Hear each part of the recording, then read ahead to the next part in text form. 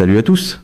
Un missile à capacité nucléaire vient de frapper un site nucléaire cette nuit. Relisez cette phrase. Un missile à capacité nucléaire a frappé un site nucléaire. Le missile balistique Shahab 3, l'arme que la communauté du renseignement des États-Unis, l'AIEA, et tous les grands appareils de défense occidentaux considèrent depuis 2 décennies comme capable d'emporter une charge nucléaire, vient de frapper l'installation nucléaire de Dimona dans le désert du Negev. Le même Dimona qui a déjà été frappé 3 fois dans ce conflit, le même Dimona dont le gouvernement israélien dissimule les dégâts depuis que le premier missile a touché son périmètre, le même Dimona au sujet duquel la Jordanie distribue des comprimés d'iodure de potassium à ses communautés frontalières à cause de cela, et la combinaison précise de l'arme et de la cible qui vient de se produire est différente de toutes les frappes précédentes dans ce conflit, d'une manière qui n'a aucun précédent dans l'histoire de l'ère nucléaire. Jamais auparavant un missile spécifiquement conçu et internationalement considéré comme capable d'emporter une charge nucléaire n'avait frappé une installation comprise au niveau international comme abritant une infrastructure liée aux armes nucléaires. Cela n'était encore jamais arrivé avant ce soir. Le gouvernement israélien n'a publié aucune déclaration sur la nature de l'ogive. Il n'a pas confirmé si le Shahab 3 qui a frappé Dimona transportait une ogive conventionnelle ou autre chose. Il n'a pas expliqué aux communautés vivant près de l'installation ce que signifie, pour l'air qu'elles respirent en ce moment, la combinaison d'un missile à capacité nucléaire et d'un site nucléaire déjà en feu après 3 frappes précédentes. Il s'est muré dans le silence. Et le silence qui suit l'impact d'un missile à capacité nucléaire sur un site nucléaire est le silence le plus alarmant que ce conflit ait produit. Pour comprendre pourquoi la frappe du Shahab 3 sur Dimona est catégoriquement différente des frappes précédentes contre cette installation, il faut comprendre ce qu'est réellement le Shahab 3 et pourquoi l'histoire même de sa conception, en fait, l'arme la plus alarmante que l'Iran pouvait choisir pour cette cible. Le Shahab 3 est un missile balistique de moyenne porté développé par l'Iran à partir du Nodong, un nord-coréen, avec l'aide d'ingénieurs russes dans les années 1990. Il a été présenté publiquement en 1998. L'Iran a continué à développer et à moderniser ce système au fil des années en produisant plusieurs variantes à portée accrue et à précision améliorée. Le Shahab 3 de base a une portée d'environ 1300 km. Les variantes à portée étendue, désignées Shahab 3B et Shahab 3ER, ont été évaluées comme pouvant atteindre près de 2000 km. Ces chiffres placent pratiquement toutes les cibles importantes du Moyen-Orient à portée depuis le territoire iranien. Mais la portée n'est pas la caractéristique qui distingue le Shahab 3 de tous les autres missiles iraniens qui ont frappé Dimona. Le Shahab 3 a été spécifiquement conçu comme un vecteur nucléaire et non comme un missile balistique polyvalent qui pourrait théoriquement être adapté pour emporter une ogive nucléaire. Il a été conçu comme vecteur nucléaire dès le départ, au cœur même de son programme de développement. La baie de charge utile du Shahab 3 est dimensionnée et configurée pour accueillir une ogive nucléaire du type que l'on estime que l'Iran cherchait à mettre au point dans le cadre de son programme nucléaire. La précision du missile, sans atteindre le niveau des systèmes Fatah et Khorramshahr utilisés dans ce conflit, est suffisante pour un usage nucléaire où les effets de zone comptent davantage que le ciblage ponctuel précis. Les évaluations de la communauté américaine du renseignement sur les capacités balistiques iraniennes, publiées dans des synthèses déclassifiées sur plusieurs années, ont constamment décrit le Shahab 3 comme le principal vecteur nucléaire iranien. Pas un vecteur nucléaire potentiel, le principal. Lorsque l'Iran tire un Shahab 3 sur une cible, la question de savoir ce que contient l'ogive n'est pas une distinction académique. C'est la question à laquelle chaque système israélien et américain de renseignement chargé de surveiller le tir doit répondre immédiatement. Et c'est la question à laquelle le gouvernement israélien ne répond pas publiquement au sujet de la frappe de ce soir sur Dimona. Les frappes précédentes contre Dimona utilisaient d'autres armes. Le Fatah, 3 utilisé lors de la 3e frappe, est une ogive hypersonique manœuvrante, conçue principalement pour percer les défenses aériennes grâce à sa manœuvrabilité en phase terminale. Il n'est pas considéré comme le principal vecteur nucléaire de l'Iran. Le Khorramshahr 4, utilisé comme ogive pénétrante, est une arme de frappe de précision conçue principalement pour détruire des infrastructures souterraines durcies. Il n'est pas considéré comme le principal vecteur nucléaire de l'Iran. Le Shahab 3, lui, l'est. L'Iran a choisi une arme différente pour cette frappe sur Dimona de celle qu'il avait choisie pour les 3 précédentes. Et l'arme qu'il a choisie est celle que tous les analystes de la non-prolifération nucléaire, tous les experts du contrôle des armements et tous les professionnels du renseignement qui suivent ce conflit redoutaient le plus de voir utilisée dans un scénario de combat.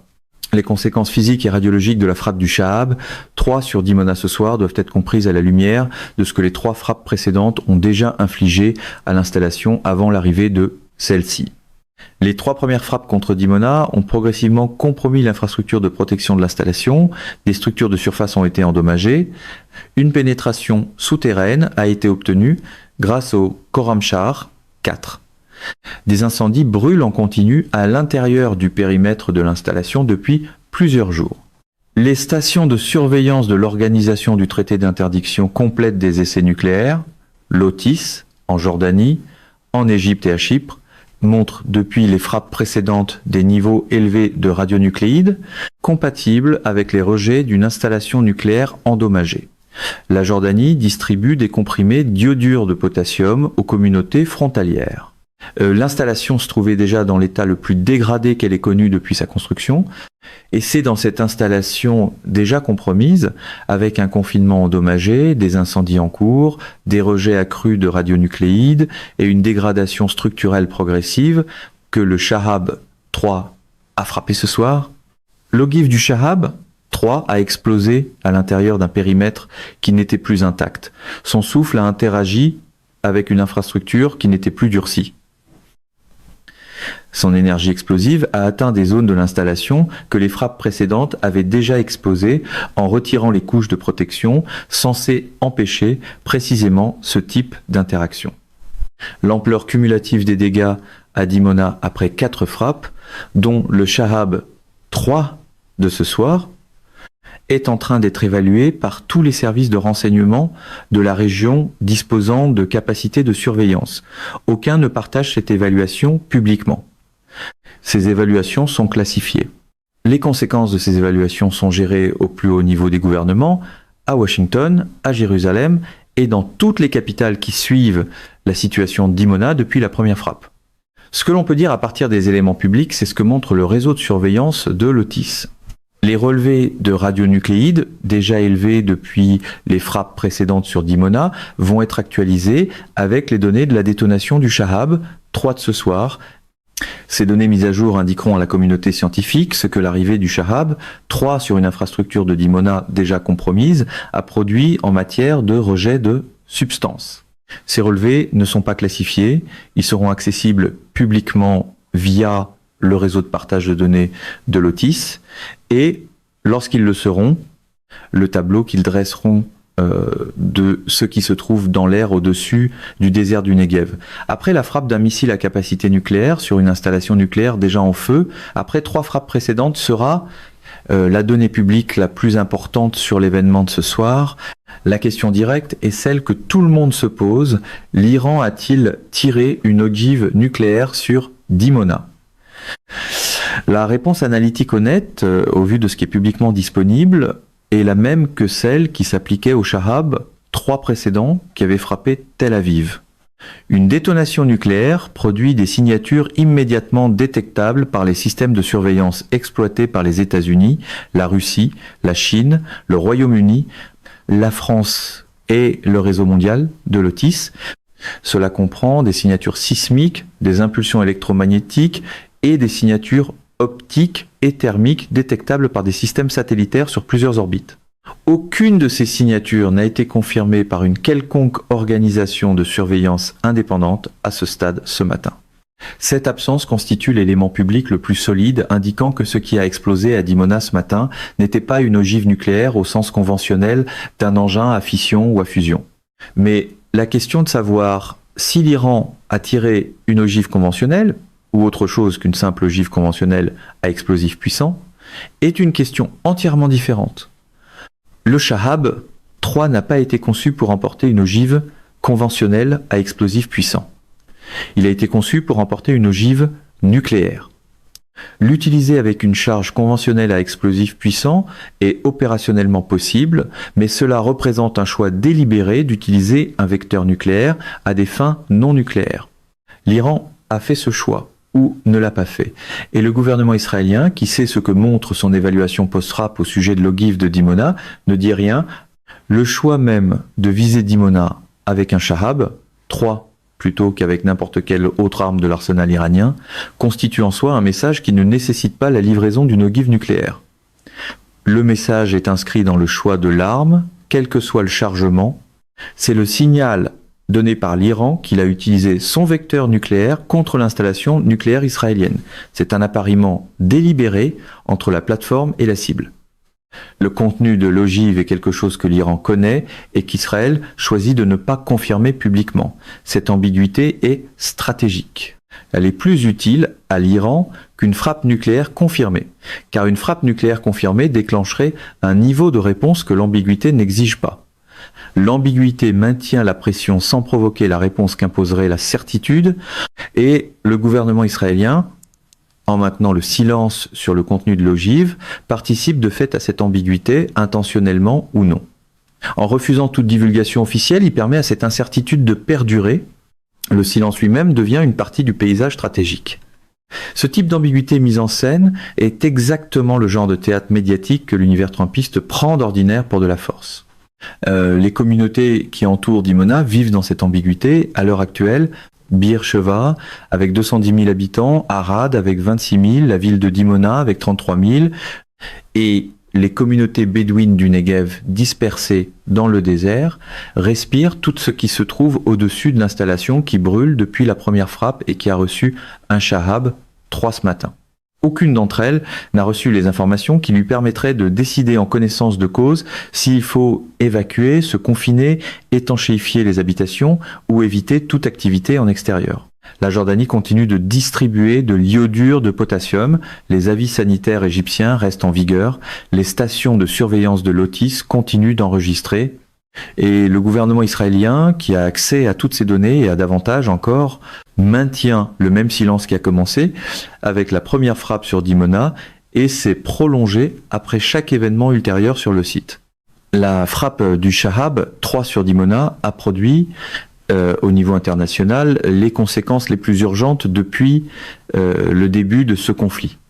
Chaque gouvernement doté d'un programme nucléaire observe ce qui s'est passé ce matin et pose la même question. Si l'Iran peut frapper l'installation nucléaire israélienne avec son vecteur nucléaire, et si la réponse internationale est gérée dans le cadre existant de ce conflit, qu'est-ce que cela signifie pour la norme interdisant de frapper des installations nucléaires ? Cette norme est un élément de la sécurité internationale depuis le début de l'ère nucléaire, mais elle n'a jamais été mise à l'épreuve de cette manière précise. La frappe d'une installation nucléaire par un missile à capacité nucléaire représente un scénario d'un genre nouveau. La norme interdisant d'attaquer des installations nucléaires existe dans le droit international humanitaire et dans les dispositions des conventions de Genève relatives aux installations contenant des forces dangereuses. L'usage du Shahab, 3 par l'Iran contre Dimona, constitue le test le plus direct de cette norme dans l'histoire. La manière dont la communauté internationale réagira définira ce que cette norme signifiera concrètement à l'avenir. Que cela soit traité comme un événement de seuil, appelant une réponse catégorique ou simplement géré dans le cadre actuel du conflit, influencera les décisions futures. Le prochain adversaire envisageant une frappe contre une installation nucléaire regardera ce qui se passe ici. L'AIEA a publié sa déclaration la plus ferme à ce jour après cette frappe. Elle demande un accès immédiat à Dimona, de la transparence sur le contenu de l'ogive et que la communauté internationale considère l'emploi d'un vecteur spécifiquement désigné pour le nucléaire contre une installation nucléaire comme une question appelant le plus haut niveau de réponse. Israël n'a pas répondu à la demande d'accès de l'AIEA. Les États-Unis ont qualifié la situation de profondément préoccupante et affirmé que toutes les options restent sur la table. Cette formule, toutes les options restent sur la table, est la formulation la plus directe que l'administration ait utilisée à propos d'un seul événement dans ce conflit. C'est un langage généralement employé lorsque des réponses sont à l'étude sans être encore publiquement engagées. Il signale la proximité d'un point de décision d'une importance majeure. Dans le style des salles de presse pro-Trump, cela signifie généralement que les faits manquent encore, mais que la posture martiale est déjà arrivée à l'heure. La question ouverte laissée par la frappe d'un missile à capacité nucléaire sur une installation nucléaire n'est pas uniquement militaire, politique ou juridique. C'est la plus ancienne question de l'ère nucléaire. Depuis 1945, elle est gérée par la dissuasion, le contrôle des armements, les normes internationales et la décision partagée de traiter les armes nucléaires comme fondamentalement différentes de toutes les autres armes. Cette question est de savoir si cette distinction tient encore. Ce matin à Dimona, la frontière entre un vecteur nucléaire et une arme nucléaire a été mise à l'épreuve en combat pour la première fois. Il n'est pas confirmé que l'ogive elle-même ait été nucléaire, mais le système qui l'a livré a été construit pour cela, et le silence qui a suivi est la réponse la plus retentissante disponible. Mesdames et messieurs, notre émission d'aujourd'hui s'arrête ici. Nous vous invitons à partager votre avis personnel dans la section des commentaires ci-dessous. Plume Pratique vous salue et vous donne rendez-vous très bientôt.